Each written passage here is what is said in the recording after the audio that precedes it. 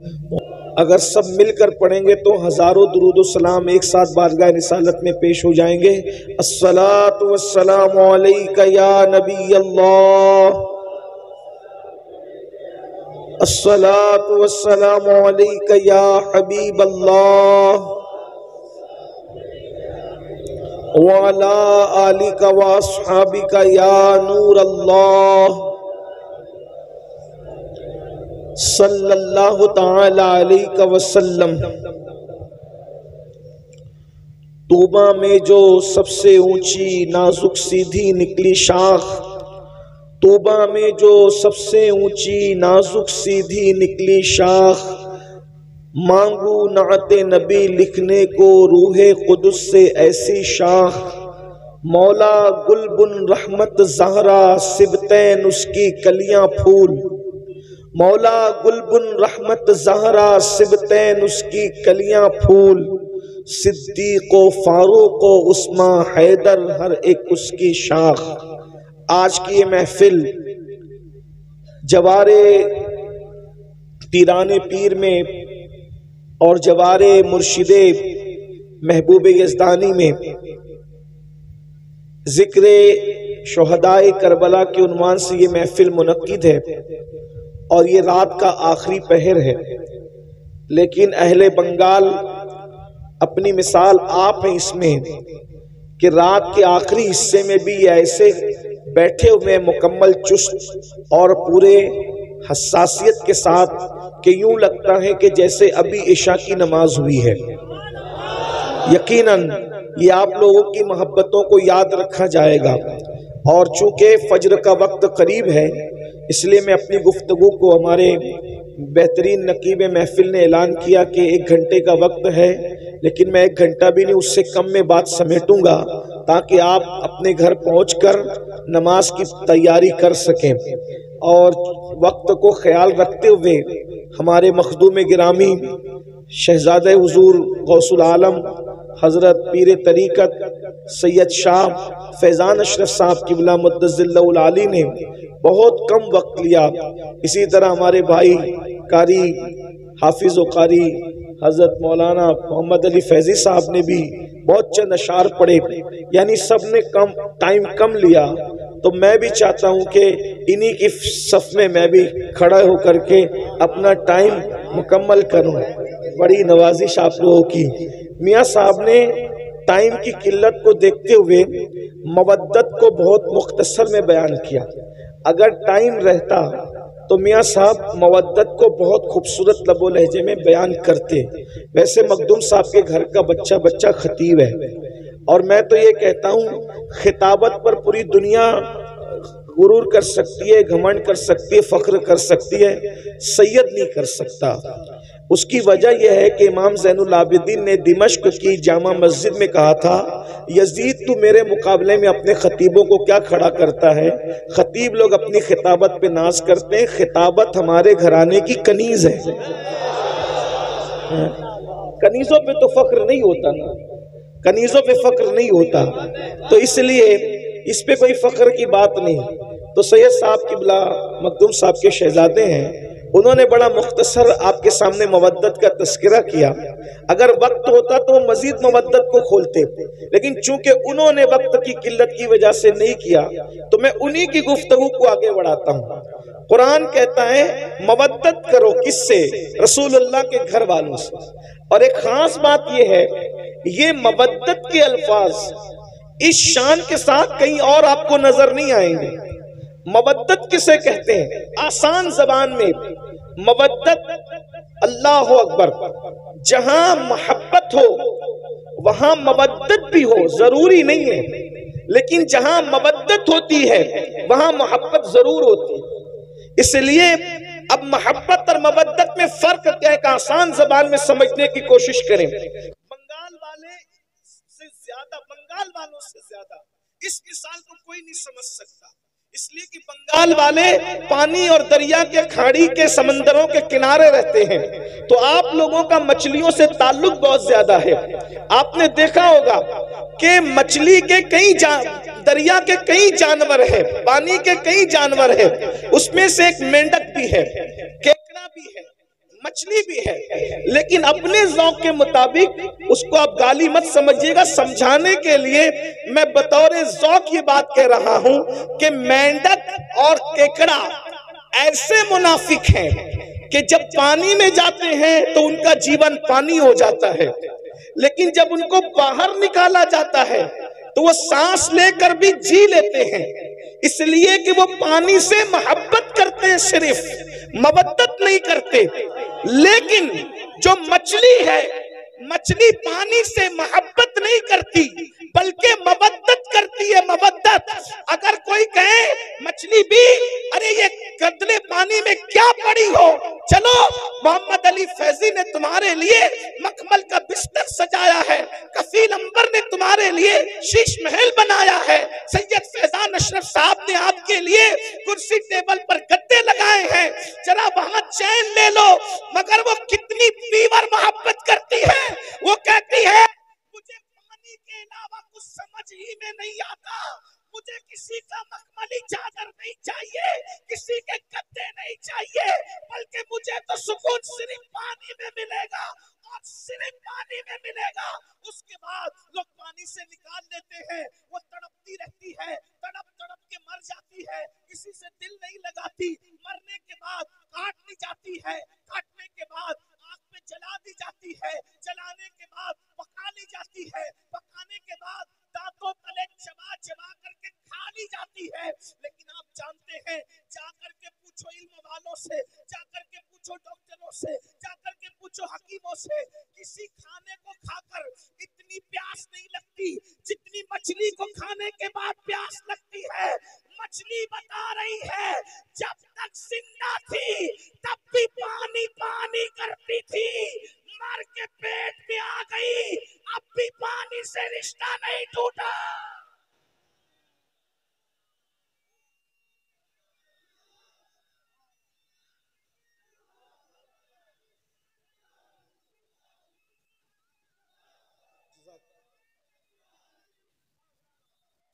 मरने तक ही मोहब्बत मोहब्बत वालों का रिश्ता मरने तक ही नहीं रहता, मरने के बाद अब मेरे ज़ौक़ के मुताबिक सुने, अरे कब्र के पेट के कब्र में चली गई, पानी मांग रही है, कट गई पानी मांग रही, मर गई पानी, क्योंकि पानी से क्या है, मवद्दत है, मवद्दत। अरे नादान, मछली अगर पानी से मवद्दत कर ले तो पानी के बगैर जी नहीं सकती। ये हुसैनी अगर आले नबी से मोहब्बत करे तो आले नबी के बगैर कैसे जी सकते हैं, आले नबी के बगैर कैसे रह सकते हैं, आले नबी के बगैर कैसे जिंदगी गुजार सकते हैं। और एक बात आपको बताऊं, अल्लाह अकबर, ये इतनी मोहब्बत करते हैं हुसैनी लोग आले पैगंबर से कि मर के कब्र में भी उनके बगैर नहीं रह सकते। जैसे मछली पानी के बगैर पेटों में नहीं रहती, वहां भी पानी पानी पानी करती है और इंसान को पानी पीना पड़ता है। अल्लाह ने मवद्दत का हुक्म दिया, लेकिन जानता है ना कि ईमान वाले मवद्दत करेंगे तो रहेंगे नहीं इनके बगैर। इसीलिए अल्लाह अकबर, आले पैगंबर को सिर्फ मदीने में नहीं रखा बल्कि जमीन के कोने कोने में फैला दिया। अगर तुम इनके बगैर नहीं रह सकते तो हम भी इनके बगैर नहीं रखेंगे। मुसलमानों का कोई मोहल्ला ऐसा नहीं होगा, कोई शहर ऐसा नहीं होगा, कोई गांव ऐसा नहीं होगा जहां पैगंबर मौजूद न हो। जहां जहां तुम्हारी बस्ती बसेगी वहां वहां आले पैगंबर वहां पहुंच जाएगा। हिंदुस्तान में इस्लाम बाद में फैलेगा, पहले ईमान वालों की ग़िज़ा आले पैगंबर मोहम्मद रसूलुल्लाह की औलाद मोइनुद्दीन अजमेरी की शक्ल में हिंदुस्तान पहुंच जाया करे। अंदाजा फरमाए, फिर कभी कुतुबुद्दीन बख्तियार काकी की शक्ल में आले रसूल आएंगे, फिर कभी महबूब इलाही की शक्ल में आएंगे, फिर कभी मखदूम अशरफ की शक्ल में आएंगे, फिर कभी साहिबुल बरकात की शक्ल में आएंगे, फिर कभी वारिस देवा की शक्ल में आएंगे। यानी तुम्हारे दरमियान और तुम जमीन पे रहोगे तो भी वो तुम्हारे साथ रहेंगे, और जमीन के अंदर रहोगे तो भी तुम्हारे साथ तुम्हें सिर्फ मोहब्बत कर रहा है। मैं सोचता हूँ या अल्लाह, कब्र की फिक्र वो क्या करे जिसके साथ नबी और आले नबी। हजरत अजमल सुल्तानपुरी ने क्या अच्छे मिसरे कहा था कि जब से मिला है दामन आले रसूल का, जब से मिला है दामन आले रसूल का, बेफिक्र हो गया हूं शफाअत की फिक्र से, बेफिक्र हो गया, बेफिक्र हो गया हूं शफाअत की फिक्र से। क्यों क्यों फिक्र करें, बल्कि हुजूर शेखुल इस्लाम खुद ही कहते हैं किस लिए फिक्र करें, हश्र के दिन क्या होगा, किस लिए फिक्र करें, हश्र के दिन क्या होगा, सामने उनके जो होगा अच्छा होगा, सामने उनके जो होगा अच्छा होगा। अल्लाह अकबर। तो मवद्दत मोमिन करता है हुजूर की आल से, जिएगा भी उनके बगैर नहीं, मरेगा भी उनके बगैर नहीं। अब आपसे पूछता हूं, क्या हम मवद्दत करते हैं? बात यह है, मेरे एक भाई ने, अल्लाह उनके हाथों को सलामत रखे, गाजी अब्बास के अलम के सदके उन्होंने हाथ उठा दिया। चले सभी उठा लेते हैं। अल्लाह पाक मोहब्बत करते हैं सब लोग, अल्हम्दुलिल्लाह मवद्दत करते हैं। अब यहाँ मुझे जो बात कहनी है, बात तो बहुत सी कहनी थी, लेकिन ये दुआ का वक्त है, तकरीर का वक्त नहीं है। लेकिन मैंने कमेटी वालों से कहा कि लोग क्या सुनेंगे रात के आखिरी हिस्से में, मगर ये मेरी गलतफहमी दूर हो गई कि और इलाके वाले अलग है, बंगाल वाले अलग हैं। हाँ, ये सुनते और जिंदगी से सुनते, यानी रात के आखिरी हिस्से में भी तवज्जो आपकी, आप मवद्दत करते हैं। अब तवज्जो करना, मवद्दत में मछली की कोई औकात ही नहीं है। आपके सामने आप अशरफुल मखलूकात है, आपके हमारे सामने मछली कोई औकात नहीं है। एक मछली है भाइयों, उसको दिमाग नहीं है। एक मछली है, उसके पास वो दिल नहीं है जो आपके पास। एक मछली है, उसके पास वो सोच नहीं जो आपके पास, क्योंकि मछलियों में कोई साइंसदान नहीं गुजरा, मछलियों में कोई डॉक्टर नहीं गुजरा, मछलियों में कोई इंजीनियर नहीं है, मछलियों में कोई फ्लाइट बनाने वाली कोई मछली नहीं है। मैं सिर्फ आपको समझाने के लिए कह रहा हूँ ये बात, बाकी सबको पता है, लेकिन मैं टाइम पास नहीं कर रहा हूँ, बहुत अहम नुक्ते की तरफ आपको ले जाना चाहता हूँ। लेकिन वो मछली ने मोहब्बत की, मुनाफिकत नहीं की, मछली ने मवद्दत की, मुनाफिकत नहीं की, तो उसको मखमली बिस्तर पे भी चैन न आया, वो वही भी वहां तड़पती रही। निकाल के देख लेना, आप लोगों से ज्यादा मछली कौन जानता है?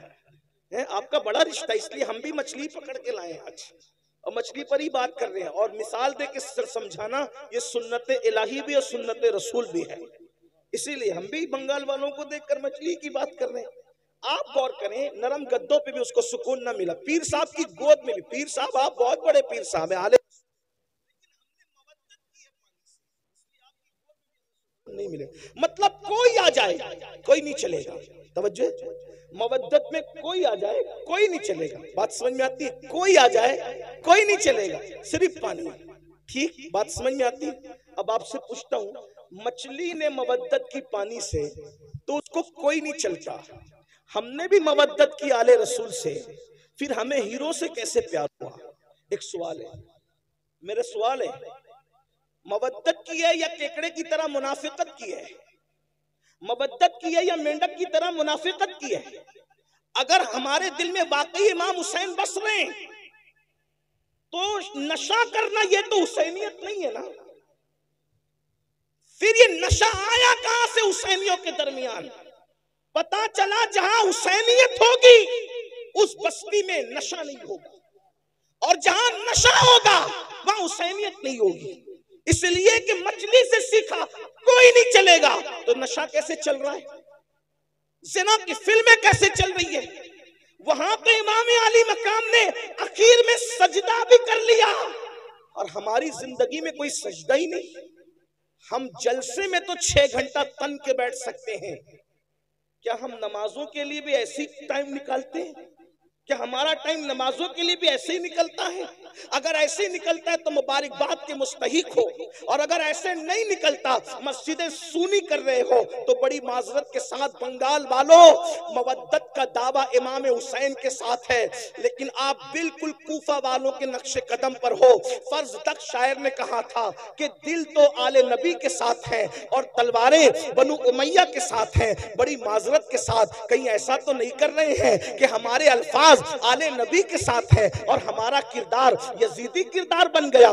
बताओ, एक इंसान जो औरत पर कोई पाप की नजर डाले, अपनी साली पर, अपनी मोहल्ले की औरत पर, कोई जाने वाली लड़की पर अगर पाप की नजर डाले, वो हुसैनियत के रास्ते पे कैसे हो सकता है? इसलिए कि वहां तो इतनी फनाहियत है, वहां तो इतने जज्बात हैं कि अल्लाह अकबर, अहलुल बैत अहलुल बैत अहलुल बैत। और अहलुल बैत ने जिसको चाहने का हुक्म दिया वही, अहलुल बैत ने जिससे मोहब्बत करने का हुक्म दिया वही, अहलुल बैत ने जिससे बारात का इजहार कर दिया, फिर वो कोई हो फिर वो उससे बारात कर लेते हैं। अहलुल बैत ने कहा सिद्दीक अकबर से मोहब्बत करना, वैसे ही मोहब्बत की जा रही है। फारूक आजम से मोहब्बत करना, वैसे ही मोहब्बत की जा रही है। उस्मान गनी से मोहब्बत करना, वैसे ही मोहब्बत की जा रही है। मौला अली से मोहब्बत करना, वैसे ही मोहब्बत की जा रही है। मौलाए कायनात तो ये तो असले सादात है, लेकिन तरतीब के एतबार से नाम आ गया तो मैंने पढ़ दिया। साद से मोहब्बत करना, सईद से मोहब्बत करना, अबू हुरैरा से मोहब्बत करना। आपसे पूछना चाहता हूँ मुसलमानों, जब हमें अल्लाह ने कुरान में मवद्दत का हुक्म दिया,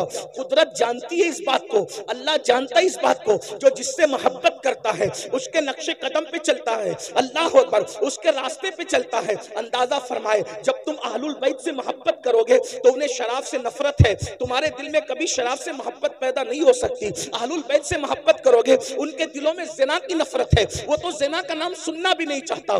बड़ी माजरत के साथ आज 16-16, 17-17 साल के लड़के ज़िना की फिल्में देख रहे हैं। अपने मोबाइल के अंदर क्या देख रहे हो, क्या तक रहे हो? अल्लाह अकबर, बड़ी माजरत के साथ अल्लाह अकबर, इमाम हुसैन ने जो यजीद का बाइकाट किया है उसकी सबसे बड़ी वजह क्या है? मेरे इमाम को नामे यजीद से सिर्फ नफरत नहीं थी, बल्कि किरदार यजीद से नफरत थी। मोहब्बत का तकाजा ये है, महबूब जिस चीज से नफरत करे उसे छोड़ दिया जाए, उसे तर्क कर दिया जाए। मुसलमानों, ये मोहब्बत सिर्फ नारों में नहीं होनी चाहिए, ये मोहब्बत सिर्फ जलसों में नहीं होनी चाहिए।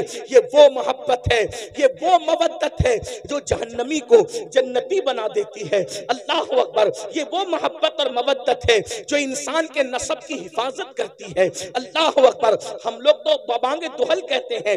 अगर हलाली और गैर हलाली में फर्क करना हो तो अहले बैत का जिक्र छोड़ दो, अहले बैत का जिक्र छेड़ दो। जिनके चेहरे खुशी से मचल जाएंगे इंशाअल्लाह वो हलाली है, और जिनके चेहरे बुझ जाएंगे तो फिर उसके बाद वो खुद ही अपने नसब की तहकीक कर ले, हम क्या कहें उसके बारे में। अल्लाह अकबर, जिनके दिलों में ईमान है उनके चेहरे खिल जाएंगे, जिनके दिलों में निफाक है उनके चेहरे बुझ जाएंगे। याद रखना, हर जमाने में अहलुल बैत से मोहब्बत की है मोमिनों ने, लेकिन किस तरह उनके नक्शे कदम पर चलते हुए। हम लोग सिर्फ नारे नारे नारे नारों में इतने डूब गए अल्लाह अकबर कि हम तो हकीकतों को भूल गए, हकीकतों को फरामोश कर गए। अल्लाह अकबर, एक मछली से सबक लिया होता, मछली से, अल्लाह अकबर, उसने क्या मवद्दत का हक अदा किया, मरने के बाद भी उसने पानी की मोहब्बत को नहीं छोड़ा। हमें इमाम हुसैन कितना याद आते हैं, कब याद आते, कितना याद आते, कब याद आते। खून हुसैन जो मैदान करबला में बहा है, कभी उसका एहसास किया? मैं आपके सामने कोई शहादत नहीं पढ़ना चाहता, लेकिन एक बात रखना चाहता हूँ। इतनी देर से बैठे हो तो हुसूल बरकत के लिए मैं एक शहादत आपके सामने पढ़ के सुनाना चाहता हूँ। एहसास करो, मोहब्बत है ना, मवद्दत है ना, इस कुर्बानी को कौन याद करेगा? अल्लाह ने आपको भी औलाद दी होगी, अल्लाह की अता से हम लोग भी औलाद वाले हैं। थोड़ा गौर कीजिए, जरा तवज्जो कीजिए। जब बकरीद के मौके पे अल्लाह ने कुर्बानी का हुक्म दिया तो उसमें भी रसूलुल्लाह ने हमें पाबंद कर दिया कि जानवरों के बच्चों की कुर्बानी नहीं होगी। तवज्जो तवज्जो फरमाओ, अल्लाह की राह में भी जानवर के बच्चे कुर्बान नहीं किए जाएंगे। ऊंट कम से कम 5 साल का चाहिए, क्योंकि 5 साल में ऊंट जवान होता है। उसके बाद का जो जानवर है वो कम से कम 2 साल का चाहिए, क्योंकि वो जानवर जिन्हें बकरा अरबी में कहते हैं वो 2 साल की उम्र में जवान होता है। उसके बाद का जो जानवर है जिसे उर्दू में बकरा कहते हैं, उसको कम से कम 1 साल का होना चाहिए, क्योंकि वो 1 साल में जवान हो जाता है। और उसके बाद फिर कोई जानवर नहीं चलेगा, इसलिए कि वो जवान होकर भी जवान नजर नहीं आता। मिसाल के तौर पे मुर्गा नहीं चलेगा, क्योंकि वो जवान हो के भी जवान नजर नहीं आता, है ना। एक फलसफा मैं आपके सामने रख रहा हूं। हाँ, तो जो जवान दिखते हैं फिर उसके बाद तसुर्रुन नाज़रीन, जवानी ऐसी हो तसुर्रुन नाज़रीन के एक नजर में भा जाए, ठीक, लेकिन बच्चा नहीं चलेगा। अगर कोई बकरा 6 महीने का लेकर आए तो नहीं चलेगा, क्योंकि वो बच्चा है। यानी अल्लाह की राह में कुर्बानी करने के लिए कुर्बानी बच्चों पर नहीं होगी, जवानों पर होगी। बस इतना समझ में आ गया। लेकिन ये करबला है, एक तरफ अल्लाह का दीन है और एक तरफ जवान बेटे सब कुर्बान कर दिया। और जब 6 महीने का मासूम झूले में खेल रहा है, खेल क्या रहा था, हाय हाय, वहां तो खेलना ही नसीब कहां था, बल्कि खेमे का पानी बंद हो गया है। और शहजादा अली अकबर, हमारे मुर्शिद, लोग शहजादा अली अकबर को बच्चा कहकर या बच्चा समझकर नजरअंदाज करते हैं। ये गौसे पाक के दादा हैं, जिसे अली असगर कहते हैं। इस एतबार से इनको सुना करो। उम्र 6 महीने की है, लेकिन चूंकि बाप का जो भाई होता है वो दादा ही होता है, इसका ख्याल रखना चाहिए। गरीब नवाज के दादा हैं ये इमाम अली असगर। आप ये ना समझे कि कोई छोटा बच्चा है, ये हमारे बड़ों बड़ों का दादा है, हमारे पीरों का दादा है, पीराने पीर के दादा है।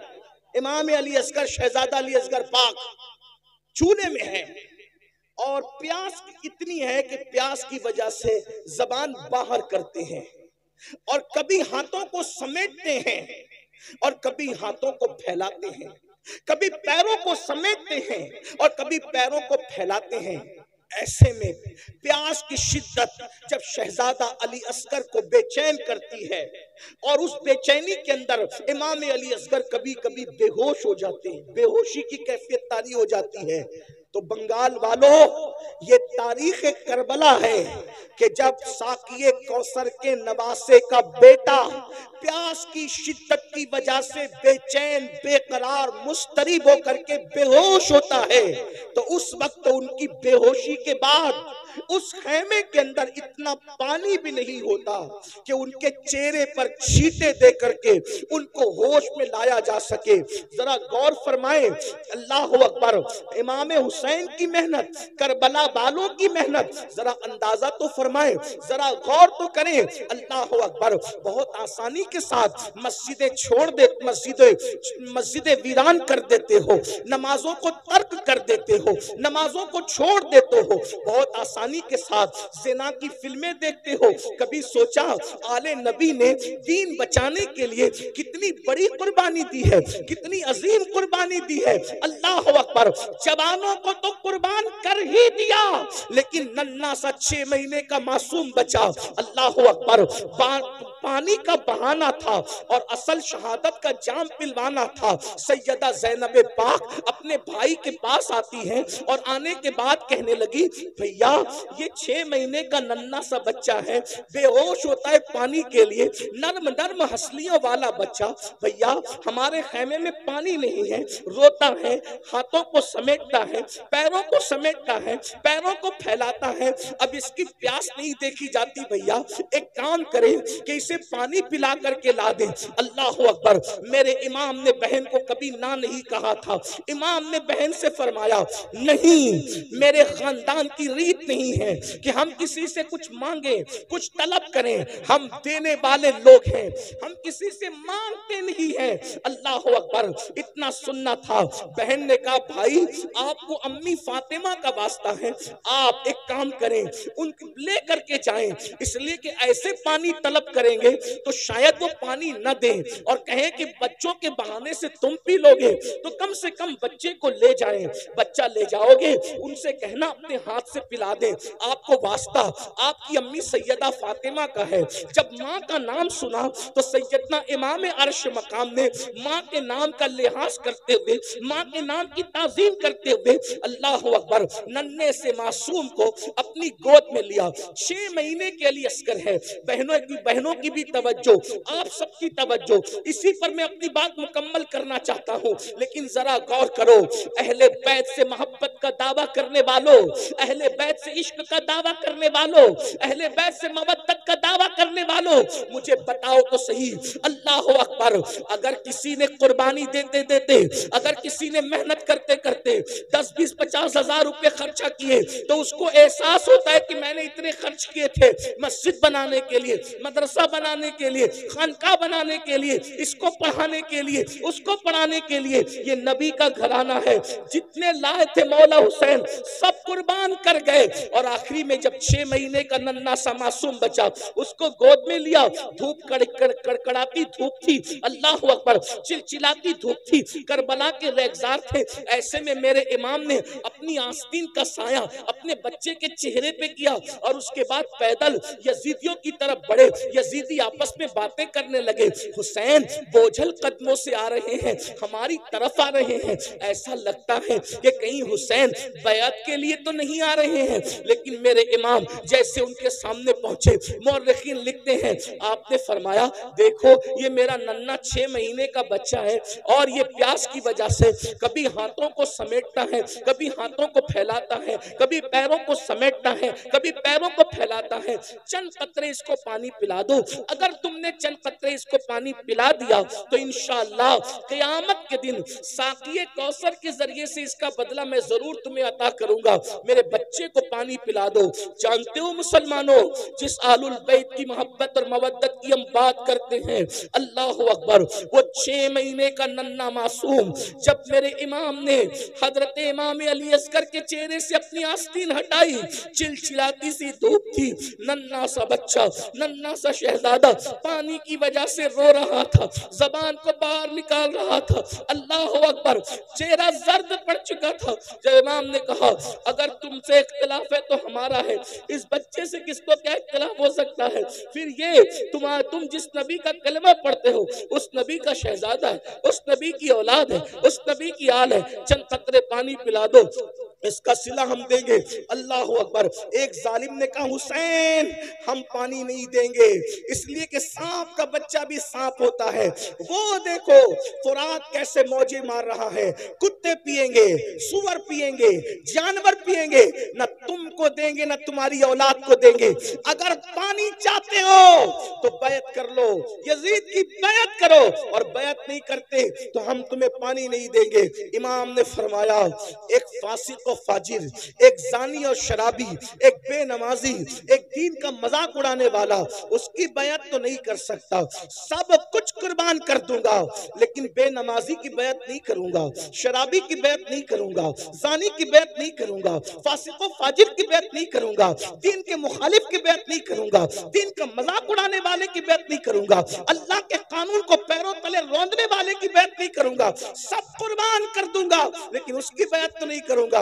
ये बातें हो रही थी, अल्लाह अकबर। शिमर और अमर ने जो है आंखों से इशारा किया हुरमला बिन काहिल को कि इस पे तीर चला दे, तारीख गवाह है, अल्लाह अकबर। बाज़ मुअर्रिखीन ने लिखा है कि कुछ ऐसे तीर मैदान में रखे जाते थे जंग के मैदान में जो घोड़ों पर चलाए जाते थे। चूंकि घोड़ों की चमड़ियां इंसान की चमड़ी से सख्त होती है तो घोड़ों पे चलाए जाते थे और उनके 3-3 मुंह होते थे, 3 मुंह होते थे।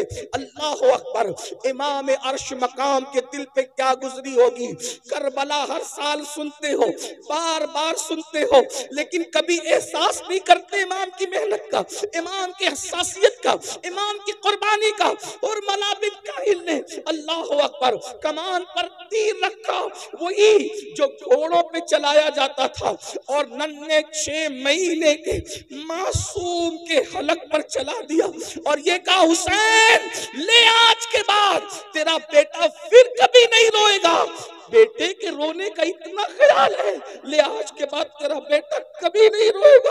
और वो तीर चला तो नन्हे से 6 माह के शहजादे के हलक को चीरते हुए इमाम हुसैन के बाजुओं में बेबस्त हो गया, इमाम के बाजू में घुस गया।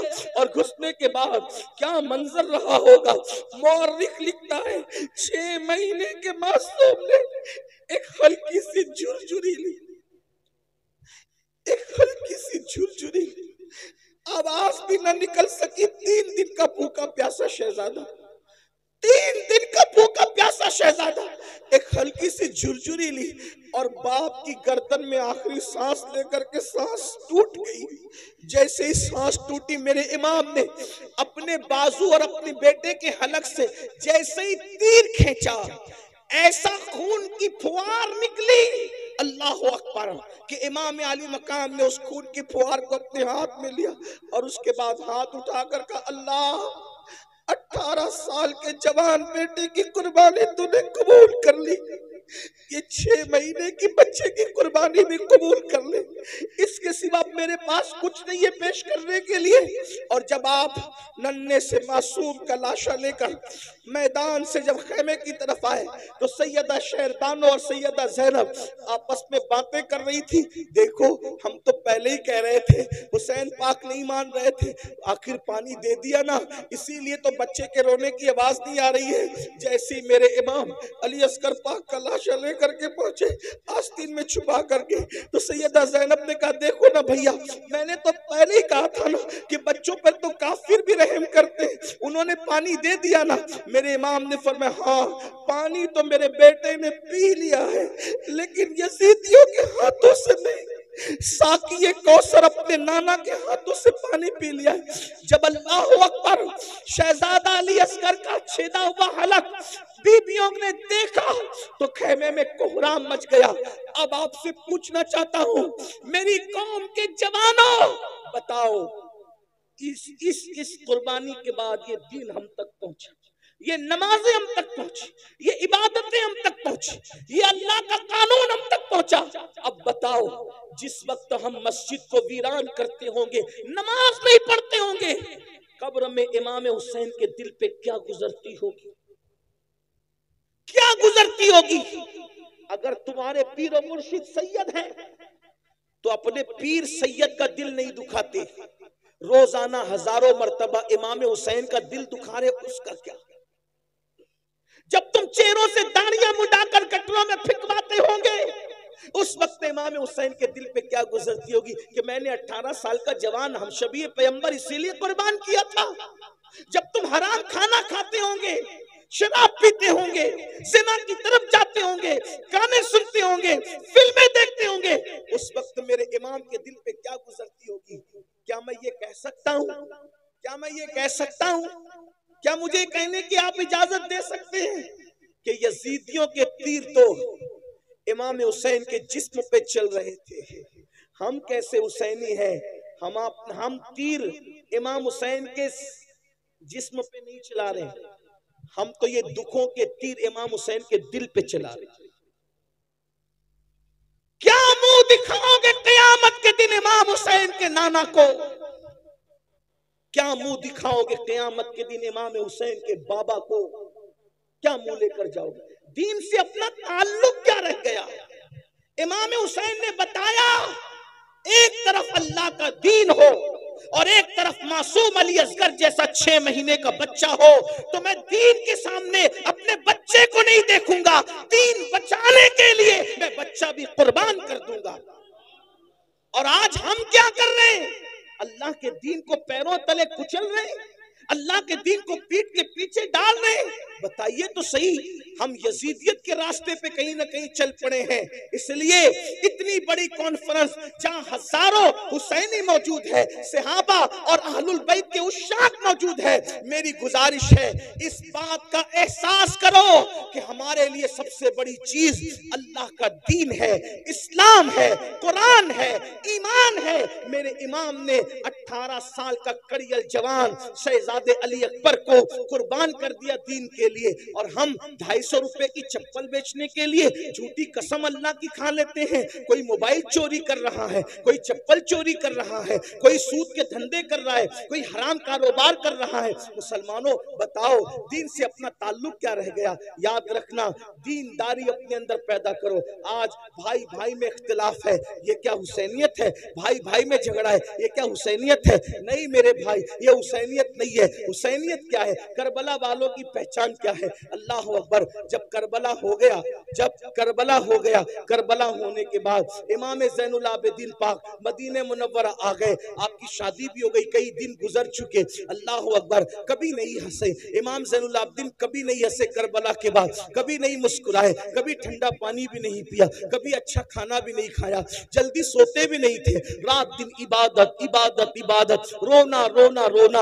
एक दिन ऐसा हुआ कि मदीने मुनव्वरा के अंदर कोई दौड़ते हुए आया और आने के बाद कहने लगा, इमाम इमाम, एक बंदा है जो करबला में था और अहले बैत पे उसने जुल्म किया था, वो मदीने मुनव्वरा आया है और मदीने के लोगों ने अपने दरवाजे बंद कर लिए, मदीने के लोगों ने अपने दरवाजे उसके लिए बंद कर लिए हैं। इमाम, कितनी खुशी की बात है कि सबने दरवाजे बंद कर लिए, ना उसको कोई रहने को जगह देता है, ना खाना देता है, ना पानी देता है। इमाम ने सुना, वो खुशी खुशी बता रहा था कि आप लोगों का दुश्मन, आप लोगों का कातिल, आपके घरों को उजाड़ने वाला मदीने आया तो मदीने मुनव्वरा में जलील हो रहा है, ना कोई घर दे रहा है, ना कोई खाना दे रहा है, ना कोई पानी दे रहा है। मेरे इमाम ज़ैनुल आबिदीन सैयद सज्जाद मज़लूम करबला सैयदुल आबिदीन ज़ैनुल आबिदीन अबुल अइम्मा सैयदना इमामुल मुहद्दिसीन इमाम ज़ैनुल आबिदीन ने फरमाया, वो कहाँ है, उसको बुलाओ, उसको बुला के ला।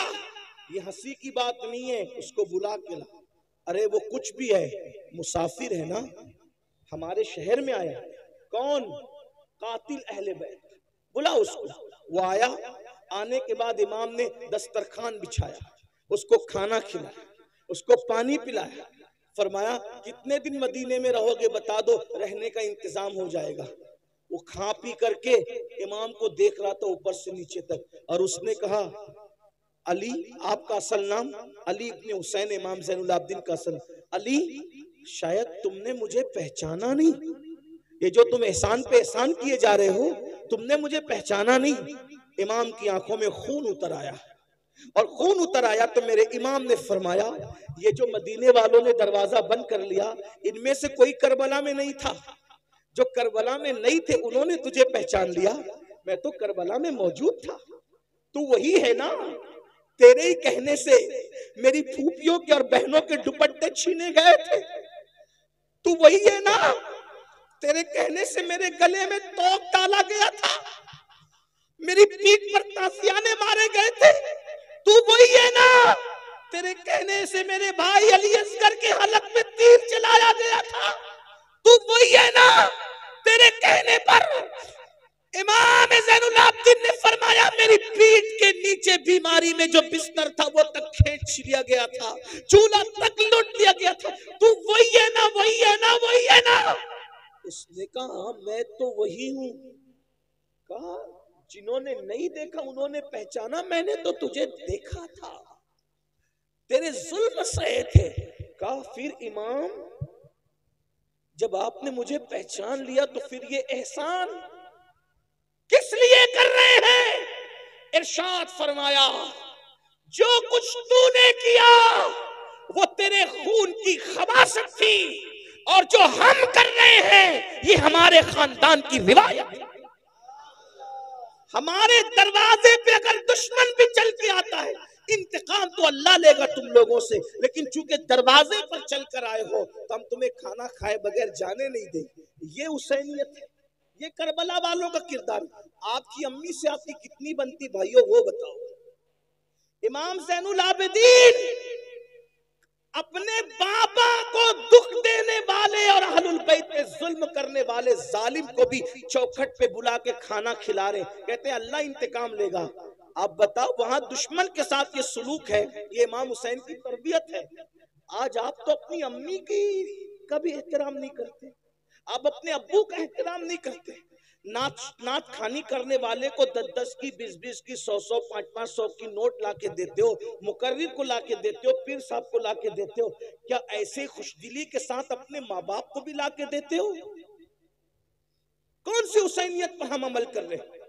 माँ बाप दवा के लिए तरस रहे हैं, उनको कहते हो डोकरी डोकरा, बुड्ढी बुड्ढा, हम तुम्हें कितना पाले, कितनी परवरिश करें, क्या सब कुछ कमा के तुम्हें पे खर्चा कर दे? माँ बाप की बद्दुआ लेते हो और यहाँ लाके नजराना देते हो। मैं सच्ची बात कहने वाला आदमी हूँ, एक बात याद रखना, माँ बाप की बद्दुआ लोगे, किसी की दुआ तुम्हें कभी तरक्की नहीं दिला सकती। ये बात मैं हक कह जा रहा हूं, इंशाअल्लाह ये हमारे मखदूम साहब के शहजादे मेरी तायद करेंगे। माँ बाप की बद्दुआ लेकर, माँ बाप का दिल दुखा के, चाहे सैयद साहब की दुआ ले लो, चाहे पीर साहब की दुआ ले लो, चाहे इमाम साहब की दुआ ले लो, चाहे किसी वली की दुआ ले लो, अगर माँ बाप नाराज है, किसी की दुआ तुम्हें तरक्की पे नहीं ले जा सकती। अपने आप में डूब के सोचो, क्या ताल्लुक है माँ बाप से। माँ बाप बीमार पड़ते हैं तो मुंह छुपाते फिरते हो कि दवा खाने का बिल ना भरना पड़े।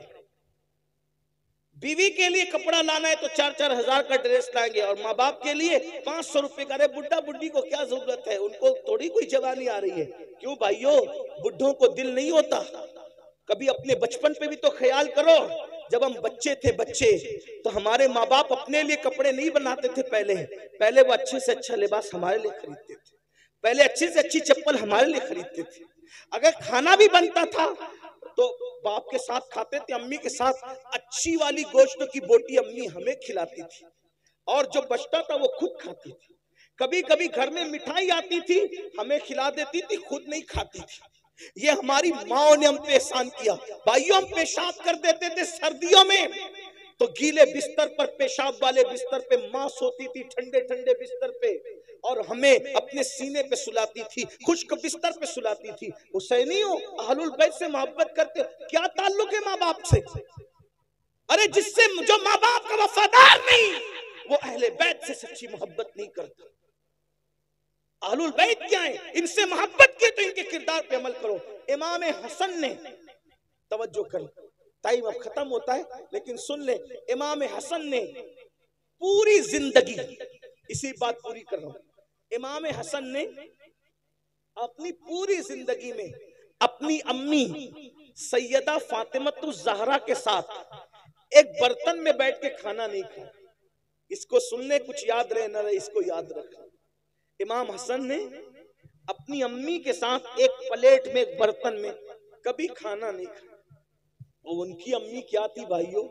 सैयदा तैयबा ताहिरा आबिदा जाहिदा राकिआ साजिदा नकिया तकिया उम्मे अबीहा।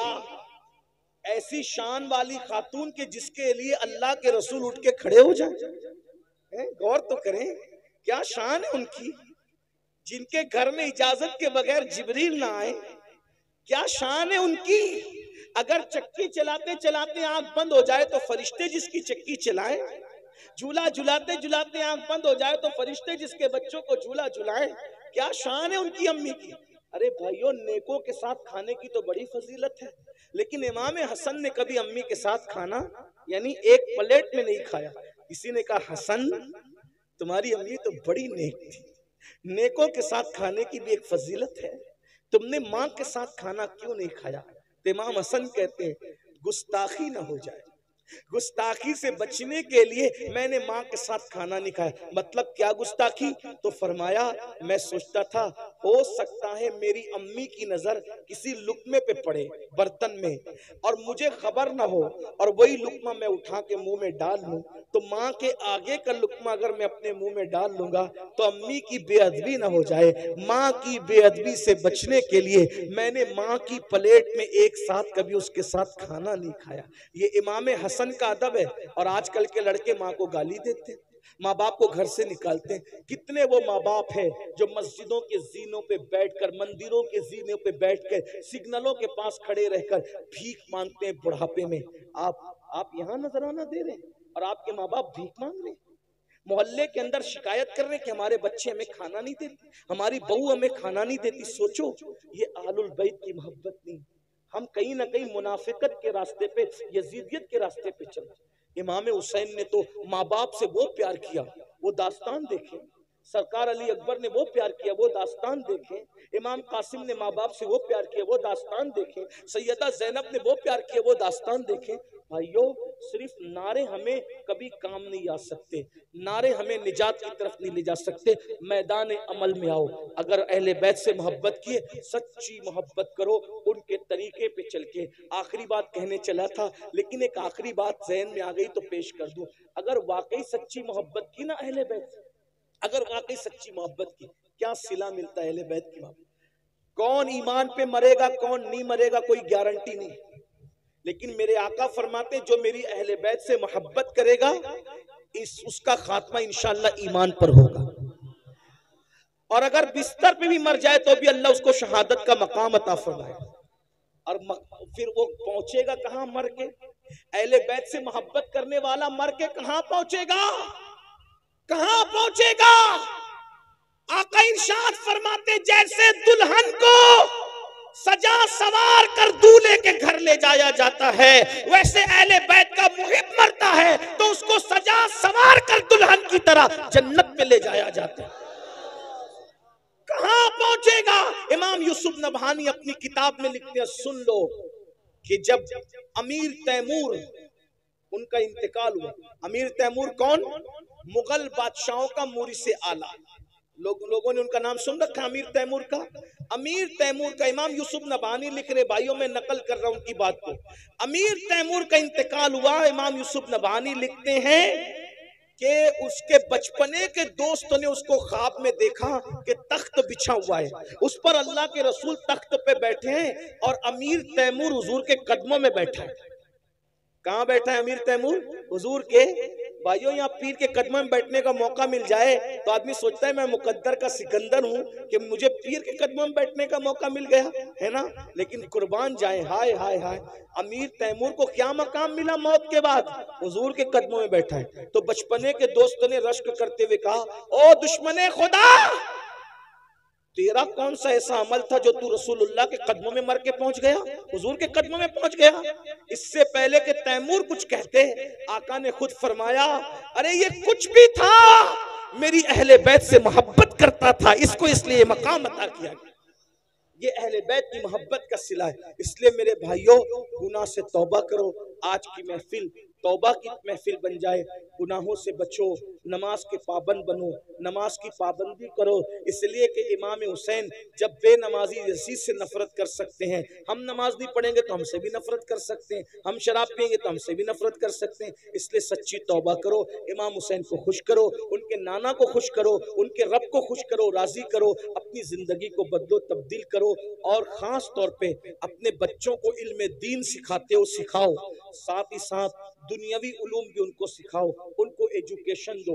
कब तक के गुर्बत में जिंदगी गुजारोगे, कब तक अनपढ़ रहकर जिंदगी गुजारोगे, कब तक जिहालत की वादियों में जिंदगी गुजारोगे? अहले बैत का पैगाम ये भी है, उस पूरे घराने में कोई छोटा मोटा पढ़ा लिखा था नहीं, सब बड़े बड़े पढ़े लिखे थे, इसलिए सब इमाम हुए। इतने बड़े बड़े पढ़े लिखे थे कि इमाम आजम जैसे इमाम के भी उस्ताद अगर देखना है तो आपको अहले बैत के घराने में मिलेंगे। इमाम शाफई के उस्ताद देखना है तो अहले बैत के घराने में मिलेंगे। इमाम अहमद इब्न हंबल के उस्ताद, यानी उस्तादों की जिंदगी देखना है तो वो सब आपको अहले बैत के घराने में मिलेंगे। तो आप भी अपने बच्चों को पढ़ाइए, तालीम दीजिए। ये गुर्बत की जिंदगी से आपको निकलना पड़ेगा, इसलिए कि तालीम आम होगी, गुर्बत का खात्मा होगा, तालीम आम होगी, अच्छी सोच आम होगी, तालीम आम होगी, जराइम का खात्मा होगा, करप्शन का खात्मा होगा। ये मत सोचो कि हमारे बच्चों को हम क्यों पढ़ाएं, बच्चों को पढ़ाएंगे तो नौकरी नहीं लगती। मेरे भाइयों, हम नौकरी के लिए बच्चों को नहीं पढ़ाते, हम अच्छा इंसान बनाने के लिए अपने बच्चों को पढ़ाते हैं। इसलिए अपने बच्चों को पढ़ाइए। और एक बात आपसे कहता हूं, ये बुरा मत मानना, जितनी रकम आप जलसों पे खर्च करते हैं, जलसों के खर्चे कम करके उतनी रकम आप तालीम के नाम पे खर्चा कीजिए, इसलिए कि तालीम जरूरी है।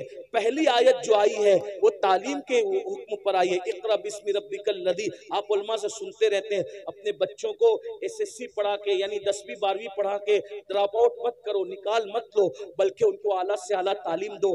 दीन पढ़ाकर उनको मीडियम स्कूल के अंदर दाखिले कराओ, इंग्लिश मीडियम स्कूलों में दाखिले कराओ, दीन के साथ उनको दुनिया पढ़ाओ और दुनिया के साथ उनको दीन पढ़ाओ। आपका बच्चा आईएएस बनना चाहिए, आईपीएस बनना चाहिए, वकील बनना चाहिए, इंजीनियर बनना चाहिए, डॉक्टर बनना चाहिए। कितना बड़ा अलमिया है ना मुसलमानों, हमारा बुढ़ा भी मरता है तो काफिरों का चेहरा देखते देखते मरता है, और हमारा बच्चा भी पैदा होता है तो काफिर का चेहरा सबसे पहले देखता है।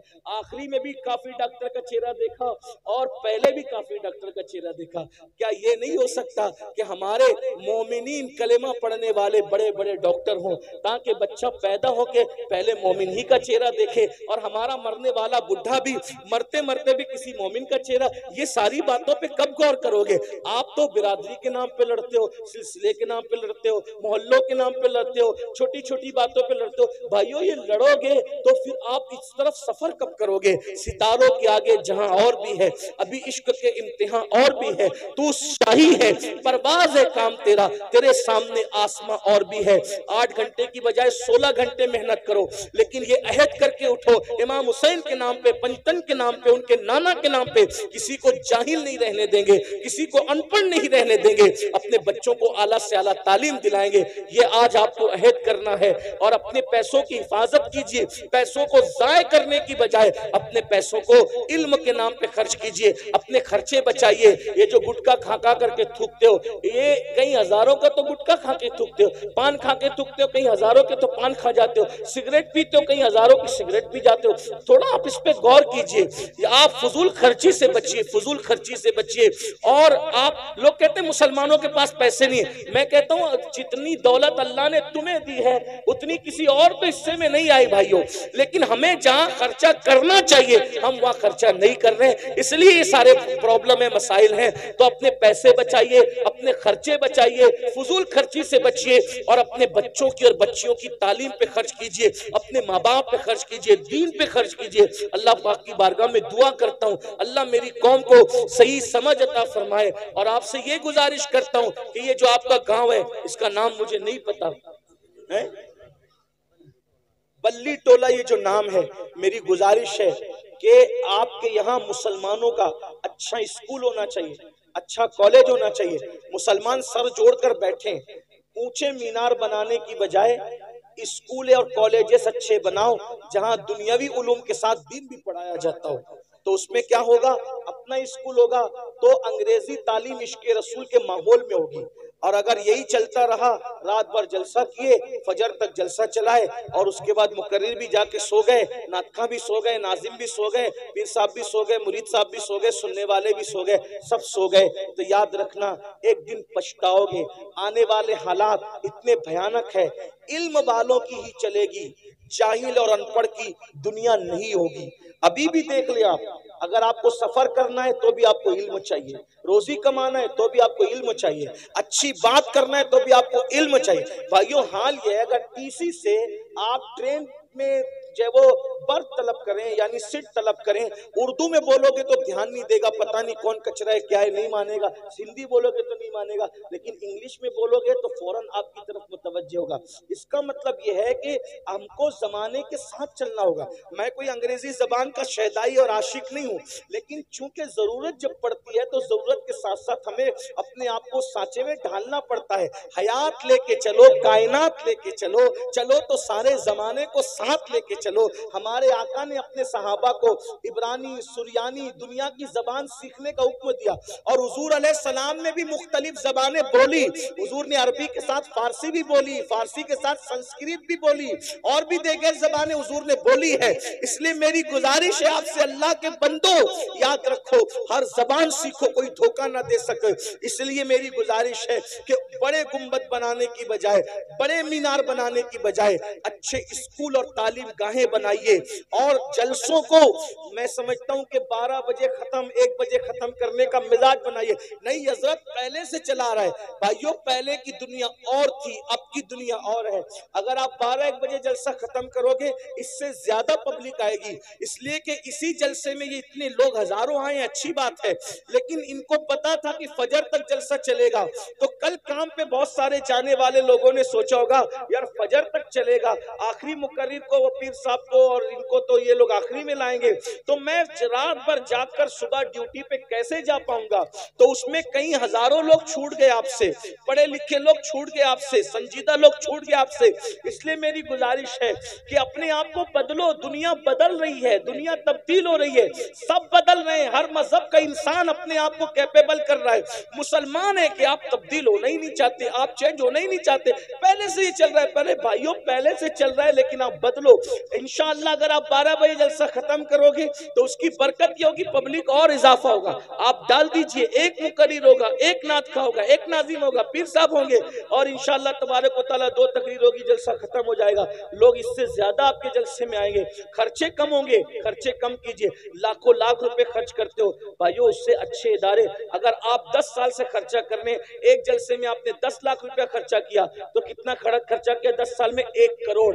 1 करोड़ में आपकी एक अच्छी स्कूल बन सकती थी जिसमें कयामत तक आपके बच्चे और बच्चियां तालीम हासिल कर सकते थे। इस पे आपको तवज्जो करना चाहिए। मैं ये नहीं कह रहा जलसा बंद कर दो, ऐसा नहीं कह रहा हूं मैं। बंद करने की तो मैं कोई बात करता ही नहीं हूं, मैं शुरू करने की बात मैं ये कह रहा हूं कि इतना बड़ा खर्च करने की बजाय उस पर कंट्रोल कीजिए और कुछ काम कीजिए, क्योंकि ये जलसा 3 दिन के बाद सब इसको भूल जाएंगे, सब फरामोश कर देंगे। तामीरी काम करोगे तो लोग उसको याद रखेंगे और उसके असरात होंगे। इसलिए मेरी गुजारिश है, इस सब बातों पे हमें तवज्जो देना होगा, जलसों को बामाना बनाना होगा। अल्लाह ताला हम सबको अमल की तौफीक बख्शे। गुफ्तगू के दरमियान कोई गलती हो तो अल्लाह ताला माफ फरमाए। और आप अभी यहाँ से जाएंगे तो पहले फजर पढ़ेंगे, उसके बाद सोएंगे। कोई फजर पढ़े